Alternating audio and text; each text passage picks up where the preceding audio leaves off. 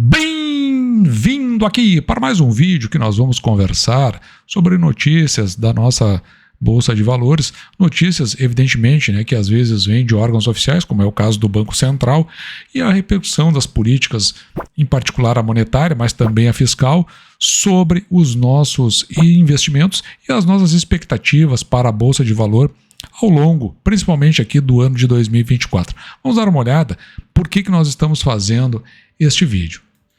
E eu decidi fazer esse vídeo por conta dessa reportagem aqui do Seu Dinheiro. Veja aqui o conteúdo da Empíricos. Eu não gosto muito dos conteúdos da Empíricos. Não que eles não tenham conteúdo e relevância, porque na realidade a Empíricos ela utiliza muito de marketing digital, ela utiliza clickbait, utiliza, como a gente vai ver no caso aqui, chamadas e gatilhos mentais para levar você à compra dos produtos que ele oferece, e às vezes isso pode tirar o foco principal do que realmente se está tendo em termos de informação e que possa levar às nossas decisões mais acertadas. Mas, neste caso aqui, uma reportagem assinada por Felipe Alves, do dia 20 de dezembro de 2023.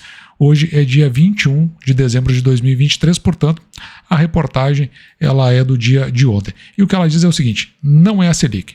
Veja a informação revelada por Campos Neto. Campos Neto é o presidente do Banco Central, que pode impactar o Ibovespa. Então, essa é a chamada, é a bait. Então, o que se tem lá que a gente não conseguiu ver e que pode, de fato, trazer esse impacto. Entre linhas, após reunião do Copom, possuem dados mais relevantes para as ações brasileiras do que a própria definição da taxa básica de juros. Então ele quer dizer que em algum momento tem algo que foi dito ali que passou desapercebido e que eventualmente, se você souber disso, talvez você esteja em vantagem. Eu marquei algumas questões aqui, um conjunto de informações passou, como eu disse, despercebido de boa parte do mercado. E aí ele quer dizer o seguinte: quem souber interpretar o que está escrito nessa ata pode sair na frente do mercado em 2024. Então, por isso que eu falei que nós estamos trabalhando com o ano de 2024, depois nós vamos trazer a ata e vamos ver se lá realmente tem alguma coisa que seja significativo para a nossa tomada de decisão no mercado que está por vir. Então, é verdade que lá na ata se falou muito em serenidade, moderação na hora de fazer os reajustes da taxa de juros. Também menciona o texto que há sinais recentes que a atividade econômica está desacelerando, também está marcado lá. O Banco Central possui pelo menos 2 cortes contratados para a Selic em 2024 e ele coloca aqui que na faixa aí dos meio ponto percentual. Será? O que pouca gente sabe é que, então é aqui que ele vem fazer a chamada, é que o mercado tende a precificar errado o fim do ciclo do corte da Selic. Isso porque ele, segundo na avaliação aqui dessa reportagem, feita por um co-CEO do Grupo Empíricos, o erro é o seguinte: normalmente ele está aqui naquela faixa de variação de 1,5 pontos percentuais. Então, por exemplo, se a estimativa lá for de inflação de de taxa Selic de 9,25%, então, na realidade, como os caras erram nesse patamar, isso aí está falando de uma questão histórica, mas eu diria que é mais estatístico, o que, descontando esse 1,5 ficaria em 7,75, e é por isso que as pessoas tendem a errar na escolha das suas ações. É isso que ele está falando nessa reportagem. E aí, claro, depois a reportagem, eu não vou entrar no mérito, ela discorre. Se você quiser saber como é, então você aí vai botar, clica aqui, e vai levar você para um lugar lá da Empíricos, onde eles vão oferecer os produtos deles. Mas o que nós vamos fazer é tomar a ata aqui da 259ª reunião do Comitê de Política Monetária do Banco Central. Ela aconteceu entre os dias 12 e 13 de dezembro. Para que você tenha aqui algum conhecimento, os participantes dessa reunião que elabora essa ata, eles estão aqui. O presidente, conforme foi citado lá na reportagem, é o Roberto de Oliveira Campos Neto, é o presidente, e os demais que compõem esses membros do comitê, são 8 membros. Atualmente, desses 8, 4 já são indicados pelo governo atual, e o forte candidato ao próximo presidente, porque agora, como ele é independente, o presidente ele obedece ao mandato de 2 anos. Quem está sugerido aqui para substituí-lo é Gabriel Murica Galípolo, lá se não me engano, lá por outubro de 2024. Então, evidentemente, né, que o governo ele tem uma expectativa ou até uma intenção em relação ao Banco Central, mas conforme o presidente ele é conduzido de acordo com aquilo que ele entende que deva ser a política monetária.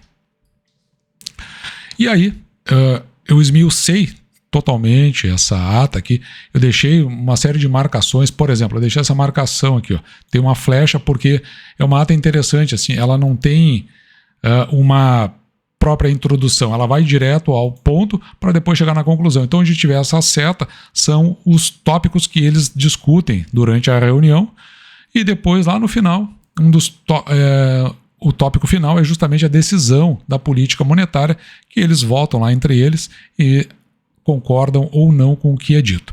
Por isso que ela sai assim, mas é importante saber que 4 membros ali obedecem ao atual governo, outros 4 vêm do governo anterior e mais o presidente. Então, portanto, evidentemente, né, que existe uma pressão do governo atual para suas intenções e, por outro lado, o comitê ele vai tentar se posicionar de modo a cumprir com as metas que ele estabeleceu, iniciando essas metas lá no governo passado.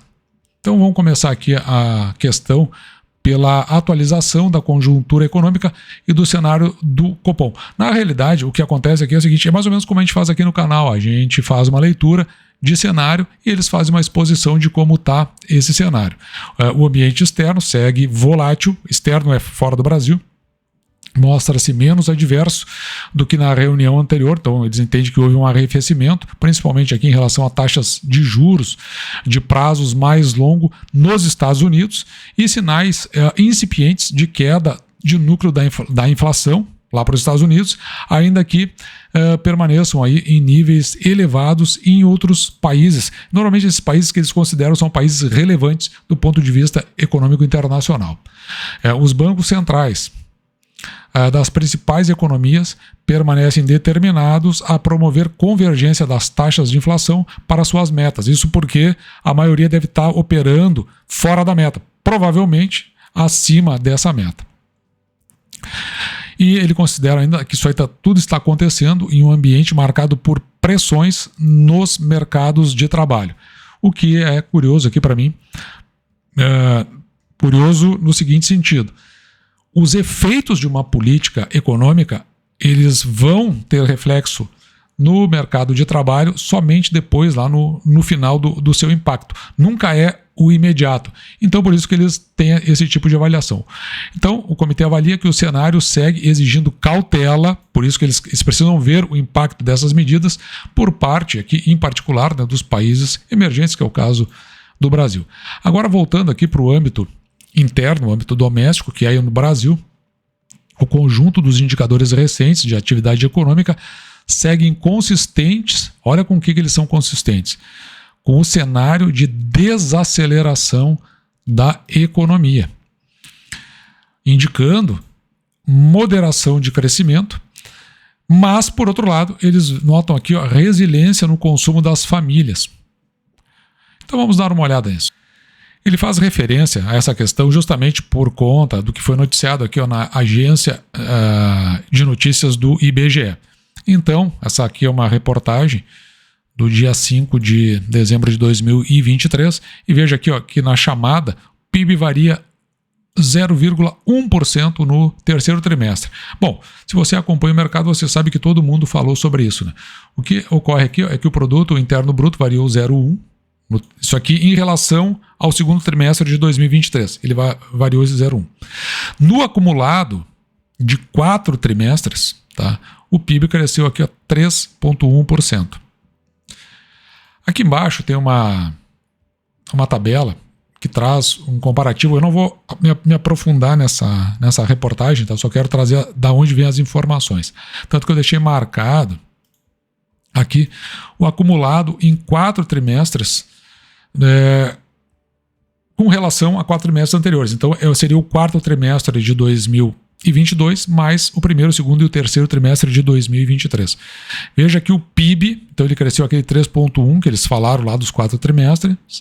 O agro, que está aqui, eu deixei marcado os principais, tá? O agro cresceu 14,4, a indústria 2 e os serviços 2,8. Tudo pegando esses 4 trimestres e comparando com os mesmos 4 trimestres anteriores.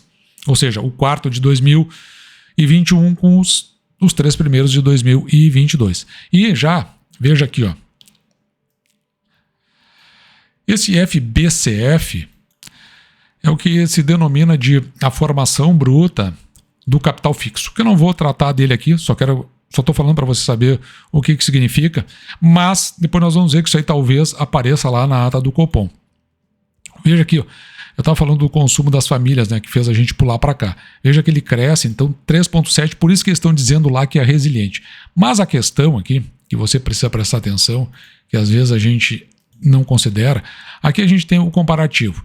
O 3º trimestre com o 2º trimestre, e aqui nós temos o 3º trimestre deste ano com o 3º trimestre do ano passado. Veja aqui como esses números eles vão decaindo toda vez que... Então nós estamos saindo do maior e vindo a encolher para o menor em termos de prazo, tá? Todos eles aqui vão decaindo. Quando isso aí acontece, tem um indicativo forte aqui de uma desaceleração da economia, mesmo no consumo das famílias. E aqui o consumo do governo, né? Então, é a partir daqui que a gente conclui que o Copom está entendendo, de fato, está acontecendo. Veja que com relação ao mercado de trabalho, ele entende assim, ó, está aquecido, mas ele apresenta alguma moderação lá na margem. Provavelmente por conta daqueles números que nós vimos agora há pouco. Ou seja, o reflexo do mercado de trabalho, ele é o último, como eu disse, que vai vir a acontecer. A inflação ao consumidor segue trajetória esperada de desinflação. Tem a deflação quando é negativo e a desinflação é quando ela vai murchando, assim, sabe? Vai ficando menorzinha. E veja que o mercado aqui, dentro das expectativas de inflação, porque eles consultam principalmente o pessoal do mercado financeiro e colocam lá na chamada pesquisa Focus. Para 2023, eles estão aqui com a estimativa de 4,5% de inflação, que é esse ano que nós estamos. No ano que vem, 3,9% e em 2025, 3,5%, ou seja, mostrando aí que pelo menos dentro das estimativas fica dentro de uma expectativa de desinflação. A parte mais complexa desse documento é justamente o cenário. O cenário sempre é. Eu gosto muito de análise de cenário, acho que é o que mais embasa as decisões aqui do canal, e também aqui análises de risco. Então, eles falam aqui desde o dólar, ó, a cotação para 4,9%. O cenário, tudo que eles vão dizer aqui nesse aspecto é que o cenário se mantém de acordo com a ata anterior e vão citar alguns pontos que são relevantes, né? Então veja que do ponto de vista de commodities energéticas, aqui no caso do petróleo, eles acham que o petróleo está numa curva de regressão ao seu patamar, mas que depois ele passa a aumentar aqui dentro do que é esperado de 2% ao ano. Depois de atingido o patamar lá que eles entendem que é o de referência. O Copom, a inflação do Copom, ela situa-se em 4,6% para esse ano, enquanto que o pesquisado aqui vai estar em 4,5%, e em 2004 13,5%, enquanto que o pesquisado 3,9%, e 2025 o Copom entende aqui com 3,2% a inflação, enquanto que o pesquisado 3,5%. Nesse caso aqui, o Copom ele está bem mais otimista. Isso porque, claro, evidentemente, ele é a autoridade monetária e ele tem as chavezinhas lá para fazer esse regramento. Então, ele quer fazer com que haja a convergência dentro desse contexto aí, que é o que ele entende que ele precisa, né, para avançar, buscar uma ancoragem, onde essa ancoragem tem reflexo dentro do Comitê de Política Fiscal. justamente onde talvez eles entendam haja algum problema. O comitê avalia que a conjuntura internacional se mostra menos adversa do que estava na reunião anterior. Dados mais recentes, ainda que incipientes, sugerem uma moderação de crescimento e um arrefecimento das pressões inflacionárias em alguns países, especialmente na parte de bens industriais e commodities. Se isso aqui de fato, commodities energéticas no caso. Isso aqui é uma coisa interessante porque, claro, tende a impactar numa redução, né, do preço dos combustíveis.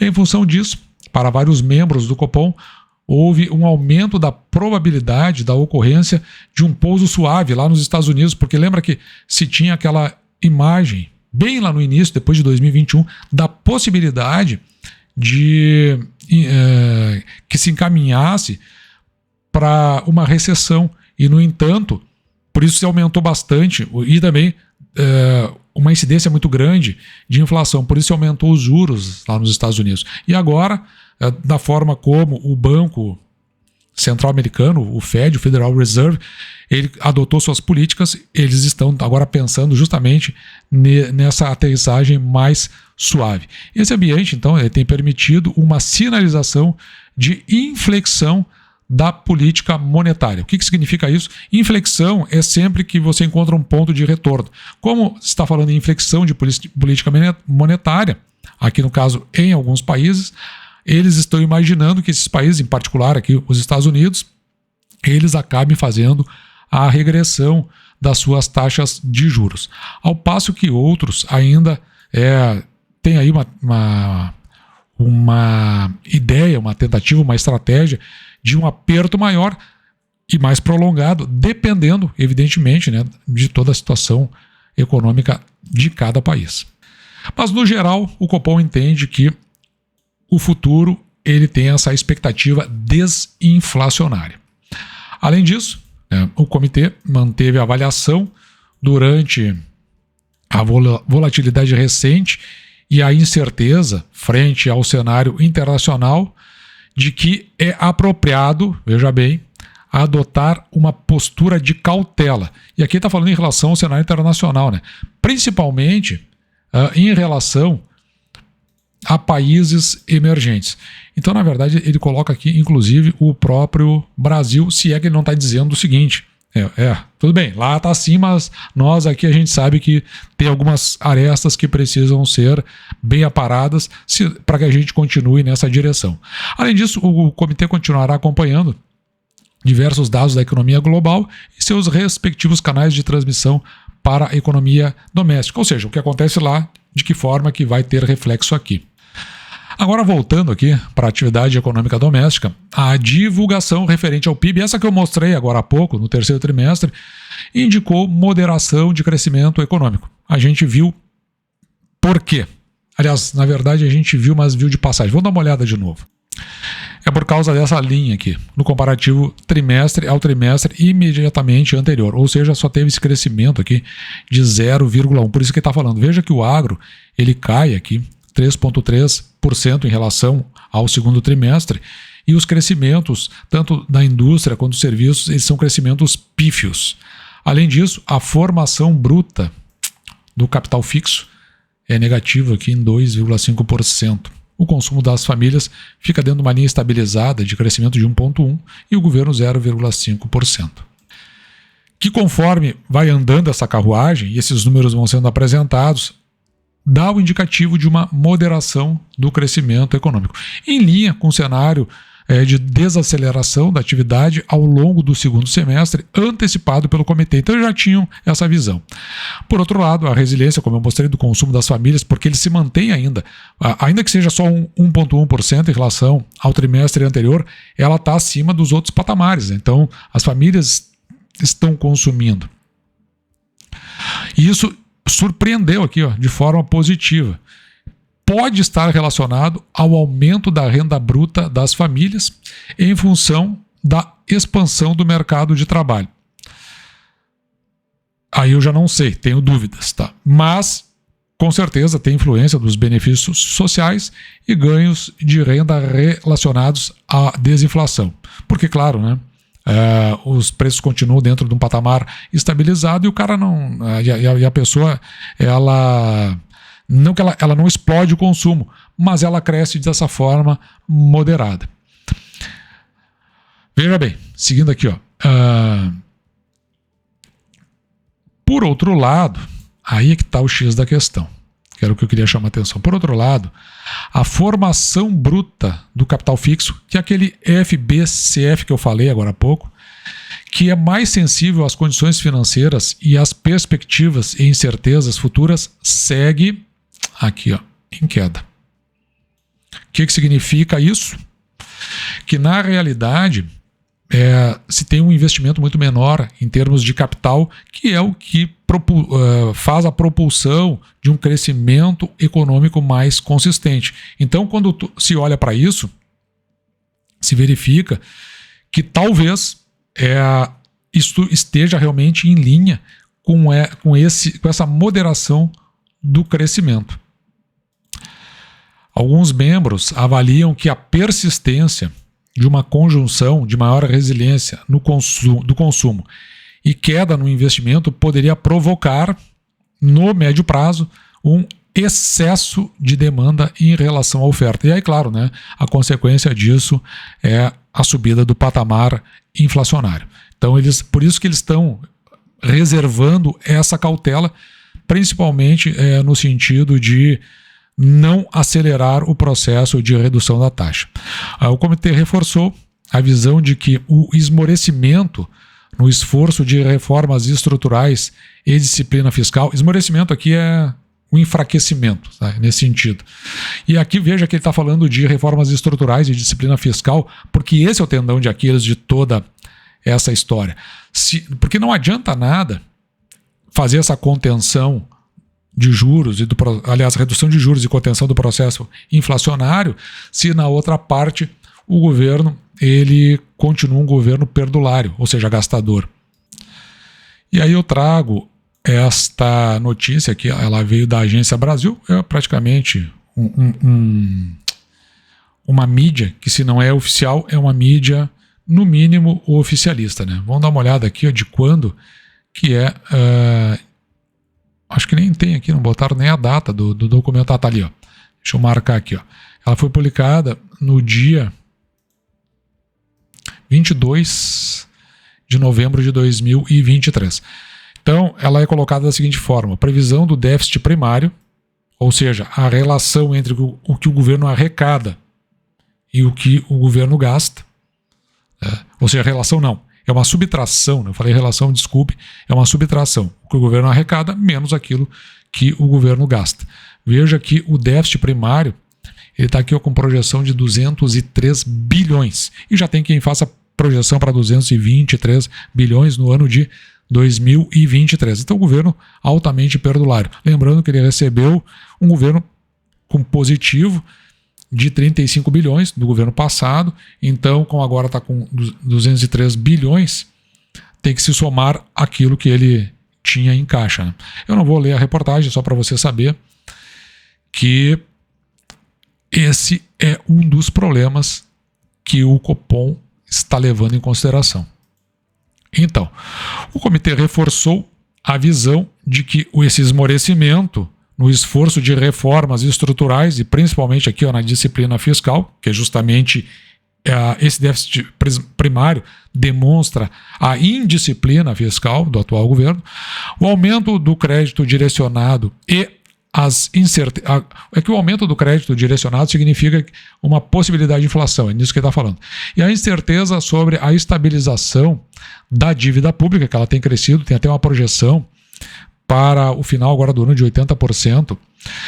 Isso é em relação ao PIB, o que é bastante interessante isso, e ao mesmo tempo uma notícia ruim, já que se tinha estabilizado ali na faixa dos 70%. Isso tudo tem o potencial de elevar a taxa de juros neutra da economia. Então, mesmo que a taxa de juros da nossa economia, a Selic, ela baixe, o que acontece é que a taxa de juros neutra é o seguinte: a gente tem a taxa de juros real, que é quando a gente pega a taxa de juros e desconta a inflação. A taxa de juros neutra é aquela praticada na economia. Ela tem uma conceituação estatística. É o quanto de juros, na média, se vai concedendo para cada pessoa, conforme cada tipo de concessão de crédito. Mas o mais importante é que ela tende à taxa de juros real. Então, normalmente, taxa de juros neutra e taxa de juros real andam par e passo. Com relação à análise do mercado de trabalho, o comitê notou que dados referentes à contratação de emprego formal se mantêm em níveis elevados e compatíveis com um mercado de trabalho bastante dinâmico. Mas isso é reflexo do passado, né? A gente precisa saber, não é reflexo das medidas que estão sendo adotadas no presente. Observou-se uma ampliação dos ganhos reais de rendimento no período mais recente, mas o comitê manteve a avaliação de que esse rendimento, né, ele evidencia que não há pressões salariais elevadas. E nem poderia ter mesmo, porque a inflação tá baixa dentro aqui das negociações trabalhistas. O comitê julgou que é importante monitorar com bastante atenção as diferentes variáveis do mercado de trabalho e, em particular, um acompanhamento minucioso na dinâmica de rendimentos reais. O comitê, porque, claro, se tem uma redução nos rendimentos reais, há uma tendência, o fato é que a pessoa prefere comprar hoje do que esperar o dia de amanhã, e com isso você tem uma tendência à inflação. Por isso que ele está falando assim. O comitê seguirá atento à dinâmica dos rendimentos nas diversas pesquisas para melhorar o grau de ociosidade no mercado de trabalho e seus potenciais impactos sobre a inflação de serviços, que é mais ou menos o que nós vimos, né? Porque daí tem uma migração à prestação de serviço e em cima daquela relação que ele estabeleceu agora há pouco de oferta e demanda, ao crescimento ao crescimento da demanda e, consequentemente, um maior potencial inflacionário dentro do segmento. Também se observa uma maior desaceleração na concessão de crédito à pessoa jurídica, aliada a uma recomposição envolvendo relativamente menos crédito via setor bancário e mais via setor do mercado de capitais.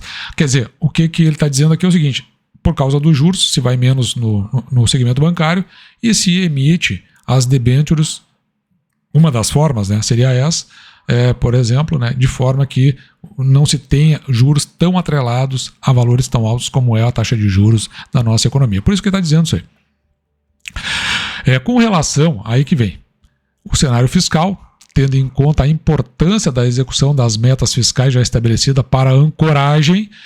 Aqui, ancoragem, qual é o significado? É porque o seguinte, a gente está dentro de um contexto político, então algumas palavras elas vão ser ditas assim com uma certa prudência. Uma delas vai ser utilizado com bastante frequência nesse documento, é a ancoragem. Isso porque o Comitê de Política Monetária tem uma função, que é deixar a nossa inflação dentro das metas que foram estabelecidas lá no Comitê de Política Fiscal. Mas como é que tu vai conseguir isso se ele é gastador? Então, eles entendem que lá, por conta do arcabouço fiscal, não existe esse patamar de ancoragem. Então, portanto, tudo pode desandar se não houver essa responsabilidade, e particularmente eu acho que eles acreditam que não vai ter mesmo. O comitê reafirma a importância de firme persecução dessas metas. Aqui no caso da política monetária, né? Então, se em algum momento o que eles estão dizendo verificarem que por conta do arcabouço fiscal e de outras mudanças estruturais, como é o caso da reforma tributária, não contribuir para que haja contenção da inflação, eles voltam a aumentar os juros. É isso que eles estão dizendo aí nesse item número 11. Vamos dar uma descida aqui para melhorar a visibilidade. Com relação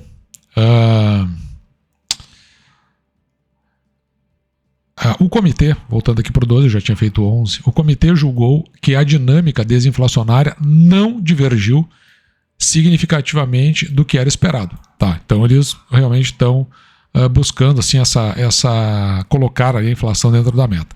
O comitê, após acumular mais evidência, elevou um pouco o impacto inflacionário do fenômeno climático El Niño sobre a inflação dos alimentos. E realmente, eles só fizeram um pequeno ajuste, né, por conta do El Niño. Por fim, concluiu-se por unanimidade pela necessidade de uma política monetária contracionista e cautelosa. Então, contracionista é isso, né, de fazer um aperto para forçar a redução da inflação. E também com cuidados, e o motivo a gente já sabe, eles vão citar aí outras vezes, com relação àquela ancoragem. As expectativas de inflação seguem desancoradas. De novo aparece aqui a palavra, né, para não dizer algo mais forte, e são fator de preocupação da autoridade monetária. O comitê ressalta em seus cenários para a inflação permanecem os fatores de risco em ambas as direções. Aí ele vai estabelecer o risco quando é para alta da inflação e também o risco quando é para baixo, mas aí não vem ao caso aqui para aquilo que a gente está avaliando. A discussão sobre a condução da política monetária, que é praticamente o fechamento, né, para depois chegar nos finalmente, o comitê avalia que houve um progresso desinflacionário relevante em linha com o antecipado pelo comitê, mas ainda tem um longo caminho a percorrer para a ancoragem. De novo, vocês viram que a palavra aparece aqui, mais uma vez, aparece a palavra de ancoragem, de forma que se faça retorno à meta da inflação. O cenário doméstico vem se encaminhando em linha com o que era esperado. Prossegue a trajetória desinflacionária dos núcleos e da inflação de serviços. O problema, evidentemente, vai ser com relação à reforma tributária e o peso sobre os serviços e mais, principalmente, ali um eventual aumento de tributação para o microempresário individual. Isso aí sim pode ter impacto na inflação. E aí sugere, então, com tudo isso que eu falei, uma moderação, aquilo tudo que ele está falando lá no início, moderação na atividade econômica por conta de todas essas questões.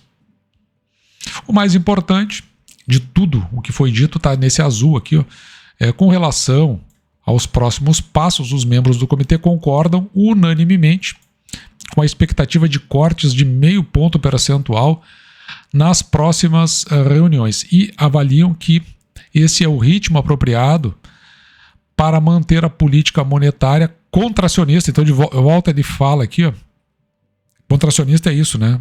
Os juros ali subindo para baixar a inflação, necessária para o processo desinflacionário, ou, por outro lado, né, não descer com tanta rapidez. Então, eles... Aqui não fala que são as duas próximas reuniões, vai baixar 0,5 ponto, mas a gente já depreende que na próxima, pelo menos, com certeza vai baixar 0,5 ponto. A necessidade de se manter uma política monetária ainda contracionista pelo horizonte relevante para que se consolide a convergência da inflação para a meta e, de novo, a ancoragem das expectativas. Então, de certa forma, eles estão, né? Olha, o comitê fiscal faz a parte de vocês aí. Quer dizer, na verdade, o governo, né, como um todo, cabe tomar essas medidas. E, por fim, aqui eles vão decidir, né, que a taxa de juros básica vai para 11,75.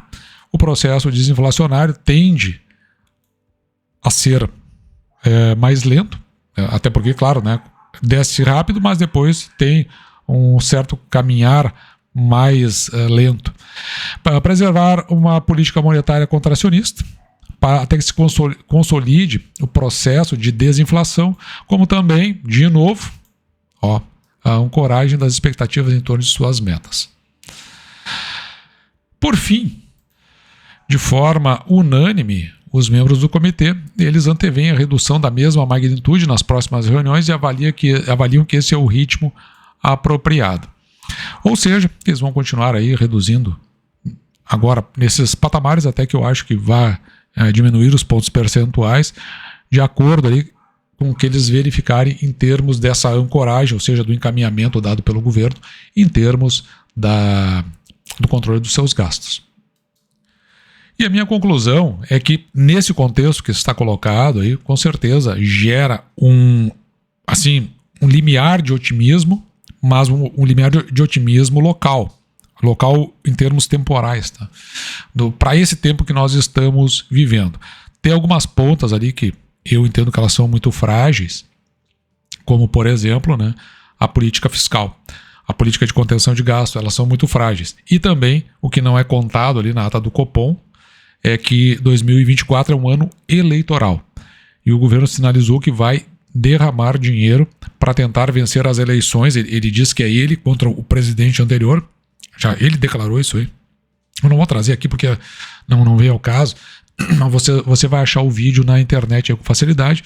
Portanto, se você coloca mais recurso, significa que você tende a aumentar o seu déficit. Além do que, a política econômica para o pessoal atual, dentro da ideologia que eles possuem, eles entendem que o Estado é a locomotiva, é o alavancador da economia, colocando dinheiro na economia.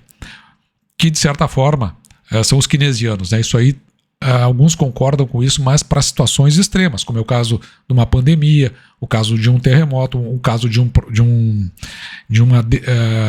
uma saída, de uma depressão, mas não assim de qualquer jeito, né? Semelhante a isso aconteceu na Argentina, nos governos kirchneristas, né? Do Nestor Kirchner e da Cristina Kirchner. E a gente viu como é que as coisas terminaram. Então, quando a gente olha mais lá para frente, eles não podem dizer isso, mas eu mais do que olhar com cautela, eu olho com bastante apreensão, e evidentemente que isso aí reflete dentro da nossa Bolsa de Valores, o que pode sinalizar mais adiante que aquelas ações que hoje nós não estamos comprando, porque o mercado ele está muito otimista, dentro de um otimismo exagerado, as ações elas não estão se oferecendo. E a gente aguarda os próximos passos para ver se seguimos dentro dessa visão e encontramos ações que se ofereçam para aumentar a posição dentro da nossa carteira. Dito isso, um vídeo longuíssimo, fazia tempo que eu não fazia um vídeo tão longo assim, cansativo, mas dito isso, eu vou ficando por aqui, espero você tenha gostado, me despeço de você, desejando que você fique com Deus e deixando como sempre o meu grande abraço!